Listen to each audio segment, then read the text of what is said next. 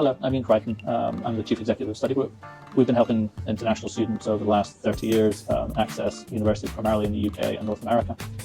I just mentioned UCD, and I was there last week, and what they've been doing is totally changing their approach to education to actually almost mirror what I think students are teaching them, which is that rather than seeing AI as a threat or something difficult to manage, or seeing it as an alternative way for students to get around the way they're examined, they now understand that what you need to look at is the product and result of the student's work, and whether they use AI or not, you're considering the work on its own merits. And it's reasonable to expect if students are making full use of AI, the quality of the work should go up and should be more comprehensive, because they've got access to far more information far easier than they would have had it otherwise.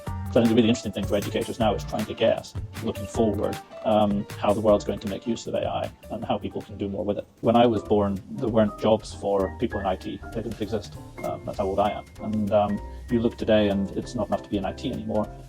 Very quickly now, the programming jobs that have been so important over the last 20 years are going to change, as machine learning can do a lot of that very basic stuff, and keying and writing of code for us. What hasn't changed is the need to think through, when you've done all that coding, what does it do? And businesses that are tremendously very successful are businesses that have understood the potential of the technology they look to employ. And that technological advancement never stops. So I think a lot of what education needs to do is it needs to equip students with, we mentioned earlier on, critical systemic thinking. We need students able to look logically at solving problems, figuring out how to critically challenge and think through responses to those problems, and then how to evolve and work through solutions and exercise good judgment and decision making. And I think all those things are things that in education it always has prepared you for, and I think it continues to be relevant in the 21st century. The job markets are changing, so still very high demand for healthcare. You have aging populations all over the world, so understanding public health, understanding how to treat ill health, understanding how to keep people physical and active, those things are in high demand. Anything around software development, anything around technology generally